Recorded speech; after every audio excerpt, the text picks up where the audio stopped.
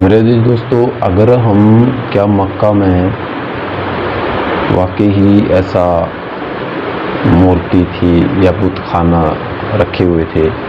یا جیسے کہ ہمارے اکثریت ایسے بھائی ہے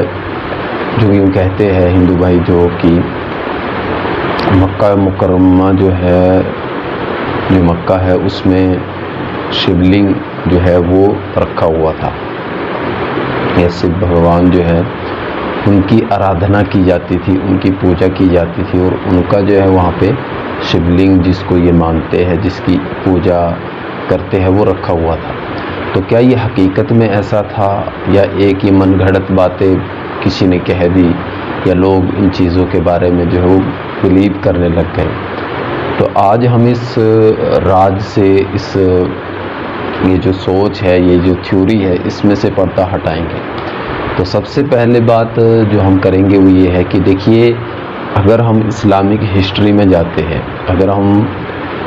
محمد صلی اللہ علیہ وسلم کی زندگی سے پہلے کے مکہ کو دیکھتے ہیں، تو یہ چیز ہمیں وہاں ملتی ہے کہ مکہ میں جو بیت اللہ ہے اس کے اندر 360 جو تھے وہ مورتیاں رکھی ہوئی تھی، بت خانہ رکھا ہوا تھا۔ لیکن اب یوں کہنا کہ وہ مورتیاں جو تھی یا وہ بت جو تھے وہ ہندو دیوی دیوتا جو ہے ان کے رکھی ہوئی تھے، یا شیولنگ تھا، یا شیو جی جو تھا، شیو جی بھگوان، اس کی مورتی تھی، یا کسی اور کی، تو ایسا بالکل بھی نہیں ہے۔ کیوں نہیں ہے؟ کیونکہ دیکھو، عرب کا وہ جو ماحول تھا، تو اس ٹائم جو عرب کے لوگ جس خدا کو مانتے تھے، تو ان کی ایک اپنی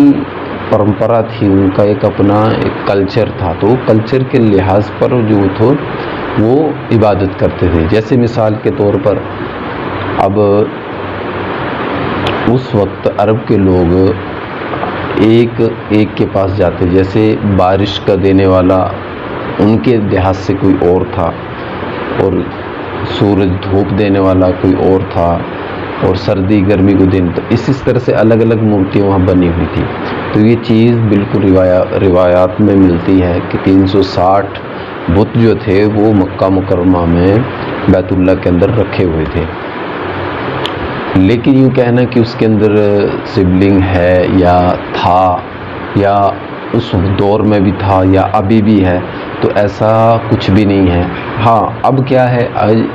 تو اب اس وقت موجودہ دور میں جو بیت اللہ ہے وہ بالکل ایک خالی کمرہ ہے، خالی ہے، اس کے اندر کچھ بھی نہیں ہے، کچھ بھی نہیں ہے۔ اس میں اندر جو ہے لوگ جاتے ہیں، جو بڑے بڑے بادشاہ ہوتے ہیں، یا بڑے بڑے جو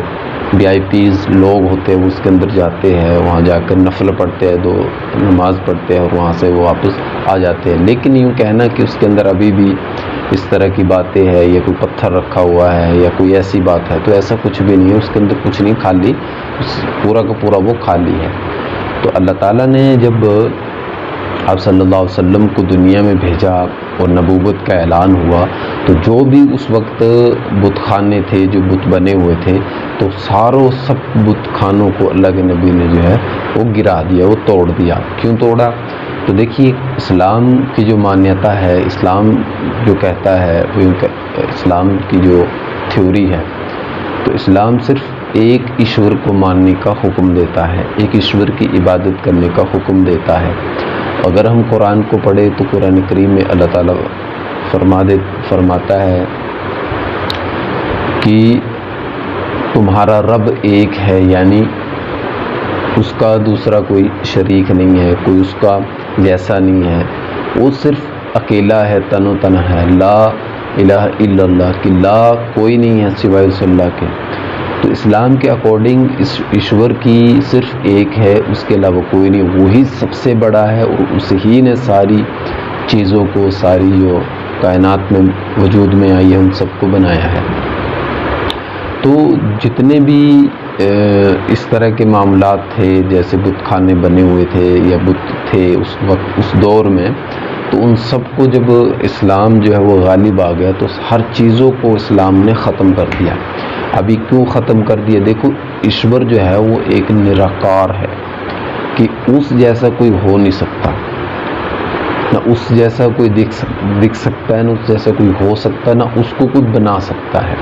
تو اسلام ان چیزوں کے بارے میں کہتا ہے کہ ایشور اللہ ایک ایسی چیز ہے، ایک ایسا کریٹر ہے